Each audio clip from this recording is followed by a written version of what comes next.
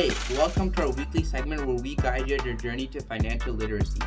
We like to make these videos short and sweet in hopes that you learn a new economic term while keeping you updated on 3 financial events that happened in the past week. Without further ado, let's get right into it.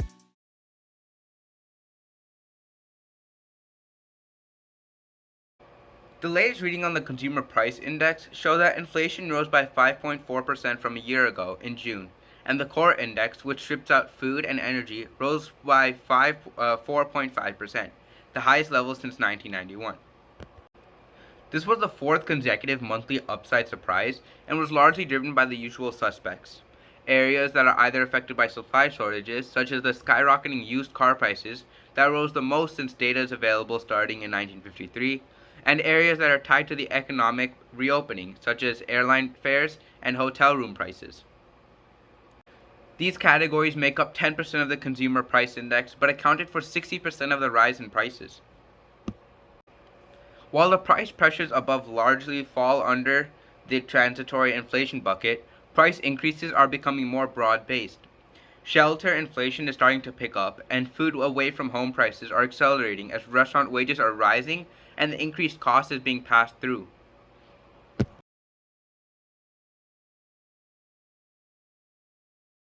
In his semi-annual testimony to Congress last week, Fed Chair Powell stood firm, saying that inflation is transitory and that the U.S. economic structure recovery still hasn't progressed enough to begin scaling back the bank's asset purchases. The commentary that substantial further progress still a ways off helped alleviate some concerns about premature tightening. After reining in the pace of credit growth since the start of the year, policymakers in China signaled a reversal in their stance. Effective on July 15th, the country's central bank reduced the reserve requirement ratio by 0.5%, which is expected to unleash about 1 trillion yuan, $154 billion US, into the banking system. This comes as the economy slowed more than expected in the second quarter from the record first quarter expansion.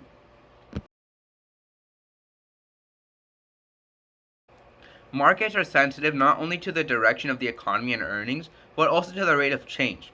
The rate of growth probably peaked last quarter. Many believe the GDP estimate for the second quarter, scheduled to be released later this month, will likely show that following a rapid recovery, economic activity reclaimed its pre-pandemic peak. Naturally, as the economy returns to a steady state, and, in our view, the market transitions from the early recovery to the mid-cycle phase, the pace of improvement in economic and corporate fundamentals unavoidably slows. Uncertainty around the COVID-19 Delta variant has clouded the near-term global outlook and contributed to the reversal of the outperformance of asset classes and sectors that benefit from the reopening and strong economic growth. As a result, the average stock has underperformed over the last month, and the mega-cap technology stocks have taken the lead, carrying the S&P 500 higher. Anyways, that pretty much wraps up the financial news for this week. Now I'm going to hand it off to to discuss our financial term for this week.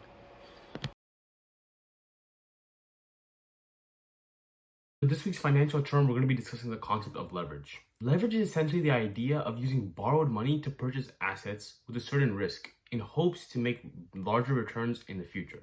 For example, when you take a loan out for a new house, you are leveraging the bank's money in hopes of building equity in the home over the long run. If you try to buy a home by yourself, you'd only have 20% of the money, therefore reducing the likelihood of large returns. For companies, leverage can also refer to the debt used to finance certain assets. For example, if a company takes out a loan for new manufacturing equipment, that would be classified as leverage. Investors also use leverage in some of their trades. Some financial instruments that enable them to do so are options, futures, and margin accounts.